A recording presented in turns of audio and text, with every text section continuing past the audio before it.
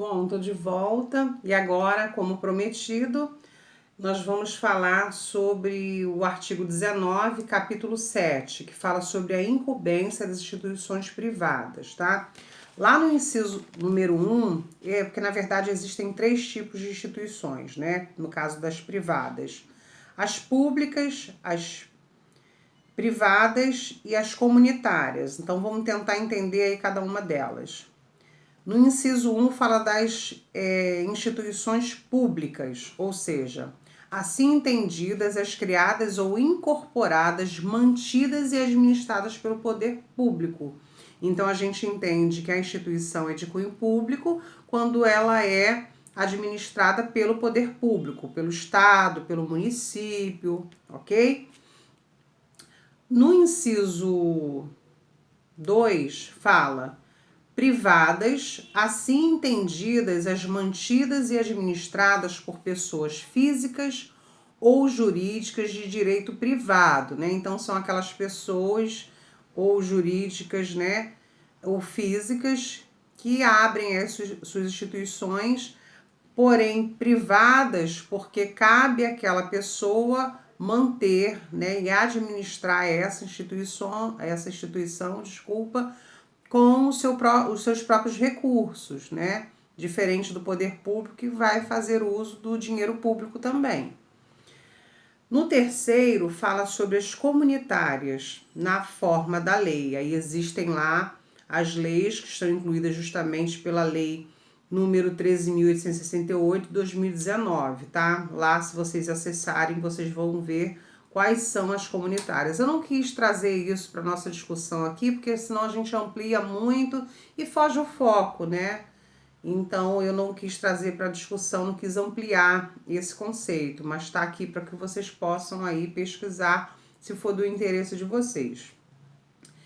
E aí ele fala sobre, né, lá no parágrafo 1º, fala o seguinte: as instituições de ensino a que se refere os incisos 2, ou seja, as privadas, e ao inciso 3, que são as comunitárias, do caput deste artigo, podem qualificar-se como confessionais, atendidas à orientação confessional e a ideologias específicas. Então vamos tentar entender um pouco essa questão aí do confessional. O que é uma instituição confessional? Na verdade, essa instituição ela é baseada, tanto em seus princípios quanto em seus objetivos, até na sua forma de atuação, numa determinada religião, ok? Então a gente entende uma instituição confessional quando ela está aí intimamente ligada com a questão de cunho religioso, tá? Ok, e aí vai seguir essas especificidades. É importante ressaltar também que com isso, o objetivo principal dessas instituições é tanto de cunho religioso quanto moral dos alunos, tá? Então é assim, o objetivo primordial para essas instituições confessionais é a religião, tá? E a ideologia, né, específica daquela religião. Depois vem a parte educacional.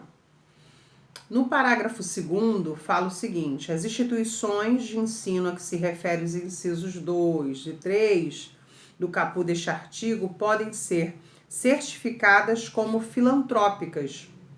E aí vamos entender o que é a filantropia. É justamente uma pessoa jurídica, tá?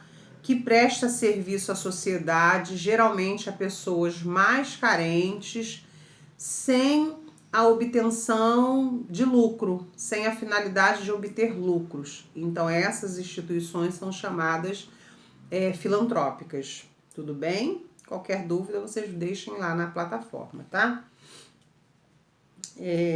Vamos agora pro 8º, já que a gente só tem 4 minutos de vídeo, dá pra gente entrar aí no próximo artigo, que é o artigo 21 do capítulo 8, que fala da organização da educação básica.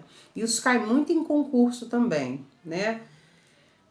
Então, o que cabe aí à educação básica? Quais são os segmentos, né, que visam a educação básica? Então, para a gente entender, a educação básica ela é composta e formada pela educação infantil, tá? Pelo ensino fundamental e ensino médio, ok? A educação superior ela entra em outro trâmite, que a gente não vai falar agora, até porque foi sucumbida essa parte do ensino superior, porque a nossa formação realmente compreende, né, o segmento pré-escolar, a educação infantil e também o ensino fundamental 1.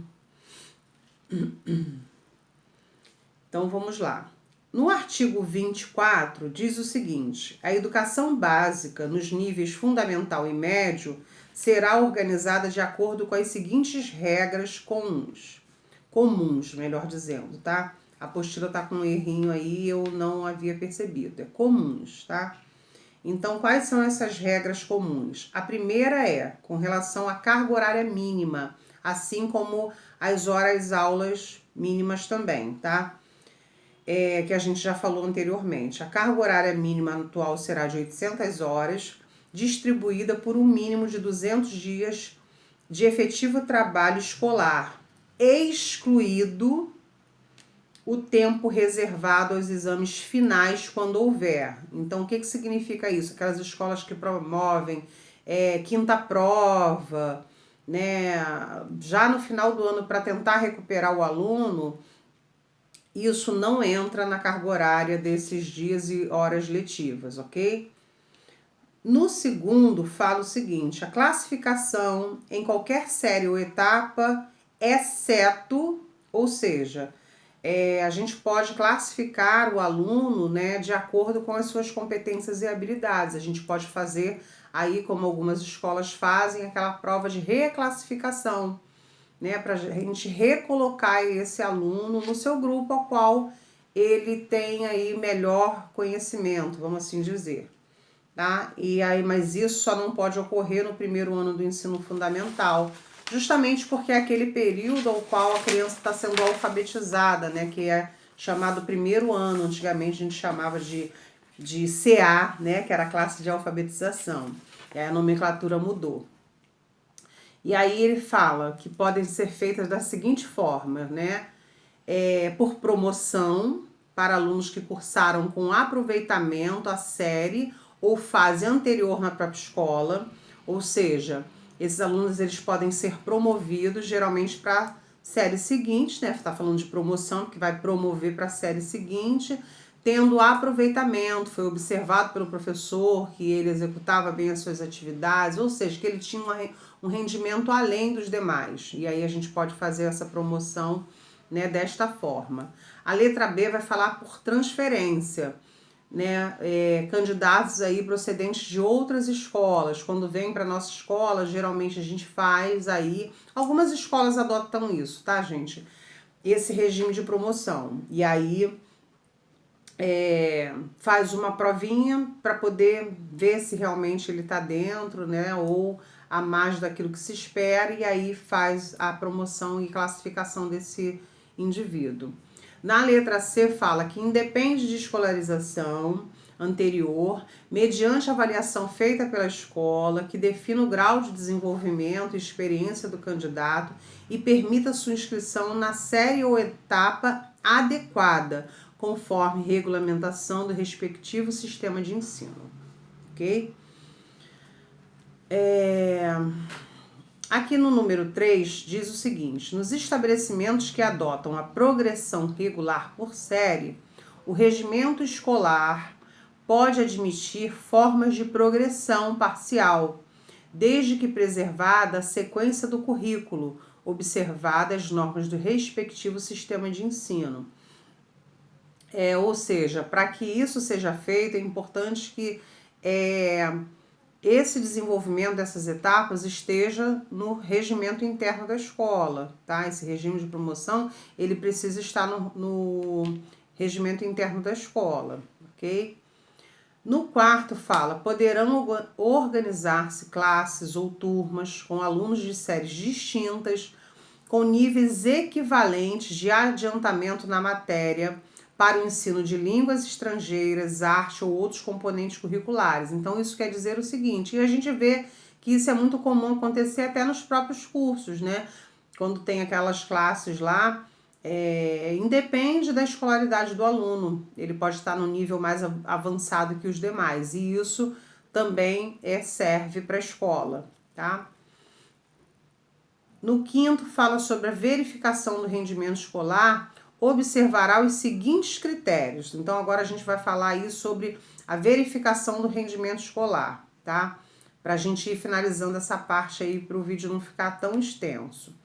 E diz o seguinte, na letra A, avaliação contínua e cumulativa do desempenho do aluno, com prevalência dos aspectos qualitativos sobre os quantitativos e dos resultados ao longo do período sobre os eventuais provas finais. Então, o que significa dizer isso, né? Quando a gente fala em avaliação contínua, a gente está dizendo que a avaliação ela é tida como um processo, ou seja, não é examinar somente o aluno ou se ater a um resultado desse aluno somente naquele período ali de prova, né? A gente, quando está nas classes regulares, né, diferente dos cursos técnicos, enfim, que são anuais, né? A gente está um ano com aquele aluno, a gente está acompanhando, né, diariamente aquele aluno. Então, a gente consegue observar as suas limitações, as suas dificuldades e também as suas potencialidades, né? E aí, a avaliação ela se dá desta forma, através da observação também do professor. Não somente do quantitativo, que é a nota, né? Do qualitativo, às vezes o aluno é esforçado, né? O aluno, ele tem as suas limitações, mas ele procura realizar todas as atividades propostas, não é aquele aluno que deixa de executar as suas atividades, né? Então, a gente tem que ter esse olhar, né? Ou por isso que ele diz que o qualitativo se sobrepõe ao quantitativo, ou seja, a gente não precisa ficar preocupado só com a questão da nota, até porque isso é amparado por lei, mais à frente a gente vai falar sobre isso. E aí fala o seguinte também, vamos lá, na letra B, possibilidade de aceleração de estudo para alunos com atraso escolar. Então, existe sim essa possibilidade de aceleração dos estudos para alunos com atraso escolar, porém é importante ressaltar o seguinte, quando a gente fala aí de alunos com atraso escolar, porém esse aluno tem um laudo, vamos assim dizer, ele tem um diagnóstico, a coisa funciona de uma forma diferenciada, tá? Quando esse aluno não tem laudo, ele vai ser promovido provavelmente por questões do seu grupo social, da sua faixa etária, tá? Porque hoje a escola priva muito isso, manter o aluno dentro do seu grupo social, até porque realmente é complicado, né? Um aluno, de repente, com 15 anos, na quarta série, vamos colocar assim, antigamente isso acontecia, hoje não mais, né? Tanto é que a gente tem aí o regime de promoção e aceleração, ok? Na letra C fala sobre a possibilidade de avanço nos cursos, nas séries, mediante verificação do aprendizado. Isso está na página 5, tá, gente? Desculpa, eu já virei a página e não falei com vocês. E a letra D fala sobre o aproveitamento de estudos concluídos com êxito. Então, existem aí essas 4, na verdade, possibilidades, né? Que eu não falei, a última, que é a E, que fala sobre a obrigatoriedade de estudos de recuperação, de preferência, isso é de preferência, a gente tem que estar muito antenado nessas falas, exceto, inclusive, né? Então, aqui ele diz de preferência, não é que isso é uma obrigatoriedade, tá? Paralelos ao período letivo para os casos de baixo rendimento escolar a serem disciplinados pelas instituições de ensino em seus regimentos, né? Então, o que significa dizer isso? Que a preferência que se tem é que esse aluno que apresenta baixo rendimento, ele tem aí uma recuperação, vamos assim dizer, né? Uma recuperação. Porque recuperação hoje nas escolas, o que eu observo muito, é mais uma prova, né? Não se tem a aula. Mas eu não quero entrar nessa discussão, porque a gente não está fazendo aí uma discussão acerca do que a gente concorda, o que a gente discorda, das nossas vivências, das nossas experiências. A gente está passando realmente o que rege a lei, né? Que é isso que é importante que vocês tenham conhecimento. Agora, acerca dessa discussão, se a gente concorda, se funciona ou não funciona, aí são outros 500. Aí a gente pode até debater sim lá na plataforma, mas não é via de regra, tá?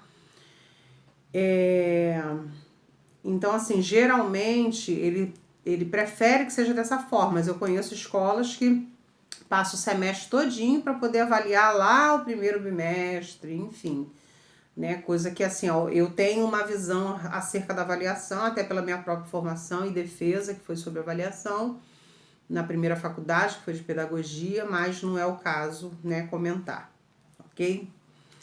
Fique em off. E agora, quase finalizando, vamos falar do sexto, que fala assim: o controle de frequência vai ficar a cargo da escola, conforme disposto no seu regimento e nas normas do respectivo sistema de ensino. Exigida frequência mínima de 75% do total de horas letivas para promoção. Então, o que ele quer dizer com isso? Que cabe à escola cuidar dessa questão da frequência, seja da forma que for. Na minha época era carteirinha carimbada, né?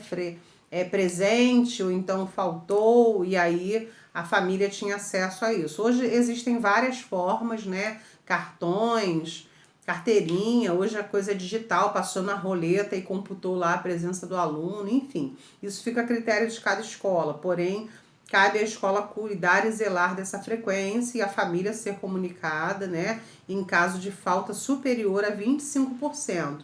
Que como a gente viu aqui é 75%, então ele só pode faltar 25%, ok? Bom, e agora o sétimo e último fala o seguinte: cabe a cada instituição de ensino expedir históricos escolares, declarações de conclusão de série e diplomas ou certificados de cursos com as especificações cabíveis. Ou seja, se esse aluno foi promovido, né, de repente pelo conselho de classe, né, porque existe essa possibilidade, né, eu acredito que todos vocês saibam o que é um conselho de classe, né, onde os professores se reúnem, cada um fala das suas turmas, fala de alunos especificamente, né, é onde a gente muitas das vezes vê que o qualitativo se sobrepõe ao quantitativo. Às vezes o aluno não tem nota para passar, mas ele é um aluno realmente esforçado, é um aluno que tenta, que se esforça, né? E aí o professor acaba aprovando ele por esse motivo. E isso é colocado na ata, né? E isso, inclusive, pode sim sair na documentação desse aluno. Tá bom, gente? Então eu vou parar por aqui. Vou deixar essa aula registrada lá na plataforma e espero que vocês participem, ok? Comentando, discutindo, que a gente tem muito a falar sobre esses assuntos, ok? Beijo, beijo, volto já.